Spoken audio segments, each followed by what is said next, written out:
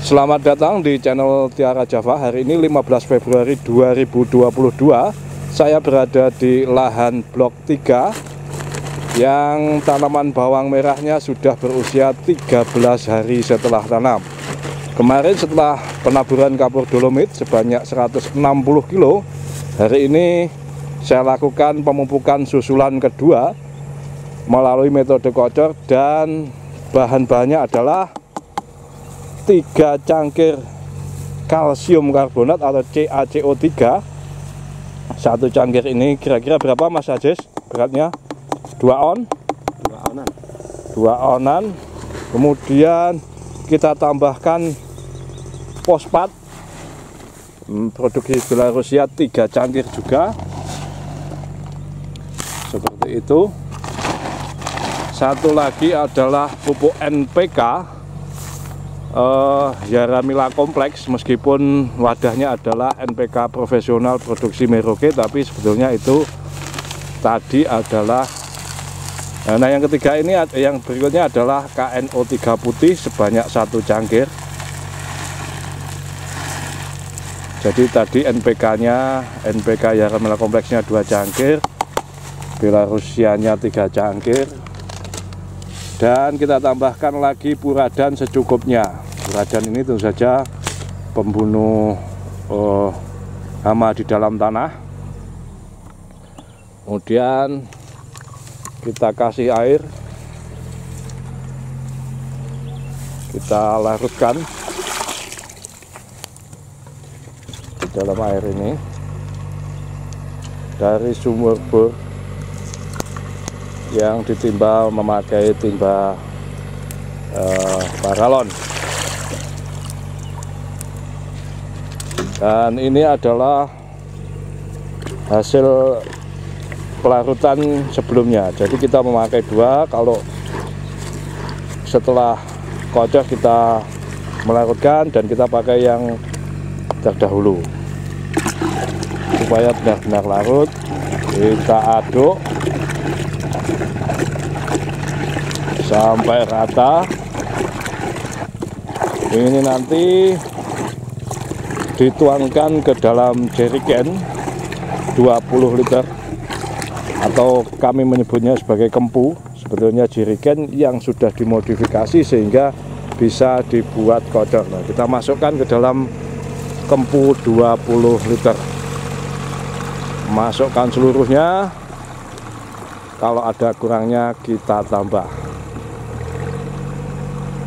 Pada pemupukan sebelumnya saat usia 6 HST, dosisnya 1 cangkir lebih sedikit.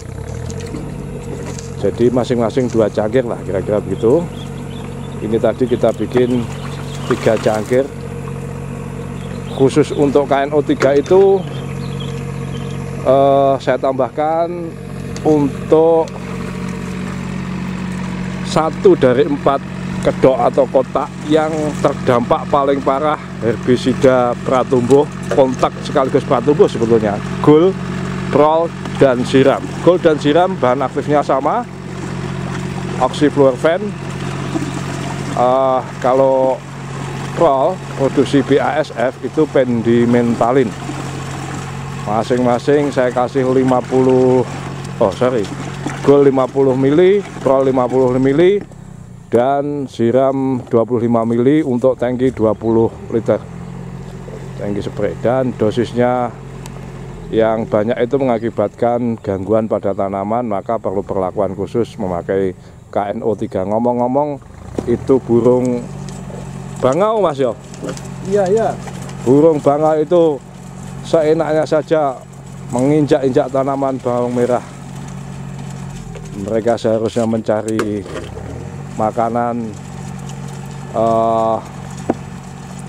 aneka makhluk hidup di dalam tanah ketika dibajak atau dirotari, tetapi malah sesekali masuk ke area bawang merah dan menginjak-injak semau-maunya. Baik, kita kembali ke pengocoran. Ini alatnya. Nah, karena ketika terlanjur dimasukkan kita tidak bisa mengaduk, maka kita kuras sebagian lalu dimasukkan lagi. Tujuannya supaya benar-benar menyatu. Mustahil bisa homogen seluruhnya, tapi paling tidak tercampur merata. Alat ini di tempat kami harganya 80 sampai 90 karena untuk yang volume 20 liter. Kalau yang volume 30 liter sedikit lebih mahal, tapi ya sekitaran 100 lah. Kalau volume 30 liter itu bikin boyok alias pegal-pegal di punggung. Padahal ini yang menyemprot adalah pelatih. Sesuai kaosnya, pelatih Pusdik Sabara Porong Sidoarjo. Kita kocorkan, kita ikuti terus.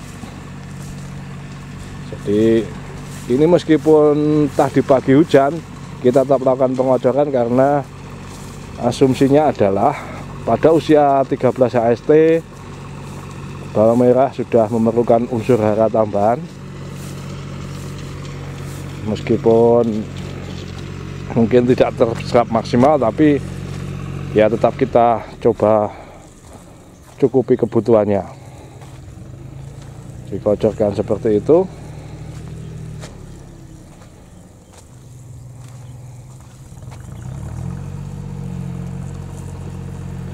Untuk satu kempu atau satu jerigen ini cukup untuk kocor sebanyak 2 bedengan, bahkan lebih, sebenarnya 2/3 lah.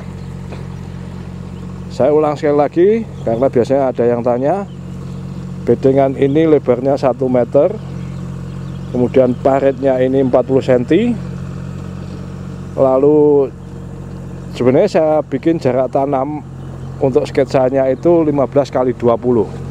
Tetapi rupanya ini karena ya pembuatan bedengan yang memakai traktor, maka ada saja lah yang lebih lebar. Ini jadinya 1, 2, 3, 4, 5, 6, 7 lajur. 7 lajur. Jaraknya ini 15 kurang sedikit lah. Paling ya 14 cm. Sebenarnya saya bikin maunya adalah 6, tapi ternyata setelah ditanami bisa menjadi 7 lajur seperti ini. Jarak tanam yang ke sana berarti 20 cm, yang ke sini 14-15 cm. Dan pada kedokan atau petak ini adalah bagian yang terparah karena terdampak herbisida kontak dan pratumbuh. Kita lihat seperti ini, cukup parah, dan saya bisa memastikan ini adalah dampak herbisida, bukan lain-lain, misalnya Laeofusarium, kemudian jamur lain, atau karena hama yang di dalam tanah, misalnya embuk atau ulat tanah. Tidak, saya bisa pastikan itu.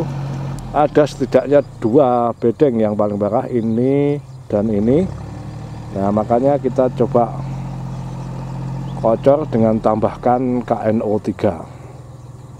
Untuk bedengan lain dan petak lain yang normal tidak kita tambahkan KNO3, melainkan cukup 3 cangkir NPK Yaramila kompleks dan 3 cangkir fosfat Belarusia, ditambah 3 cangkir kalsium karbonat atau CaCO3. Ini memang butuh perlakuan khusus. Bahkan ketika menyepray saya juga menambahkan pupuk daun dan fungi yang lebih tebal untuk memacu pemulihan daun. Semoga saja bisa pulih sebagaimana di kedokan lainnya.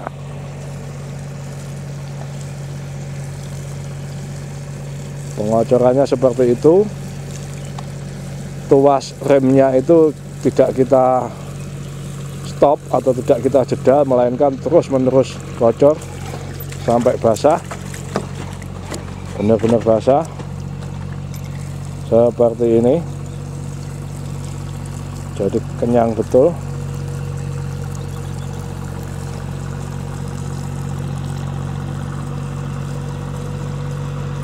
Kalau mengenai daun pupuk ini, teorinya sih tidak boleh, tapi ternyata kalau kena sedikit-sedikit juga tidak masalah.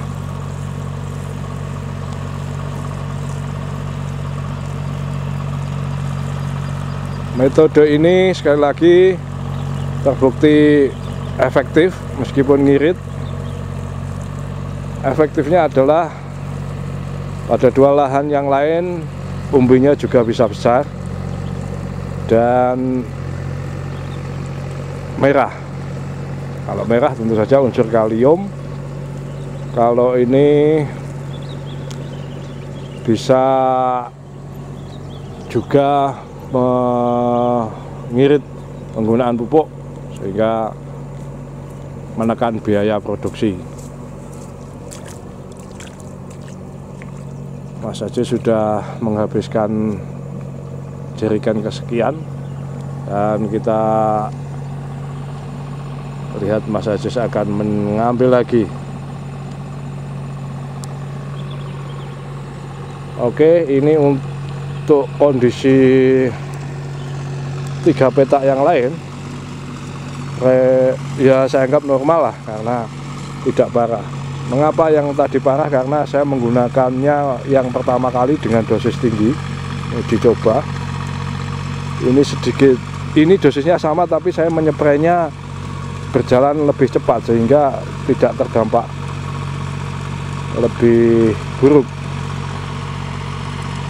Baik teman-teman, terima kasih sudah menonton video ini sampai akhir, dan kalau berkenan silahkan juga menonton video-video sebelumnya yang sudah saya masukkan dalam playlist dengan judul budidaya bawang merah blok 1, blok 2, dan blok 3. Sekali lagi matur sembah nuwun, salam.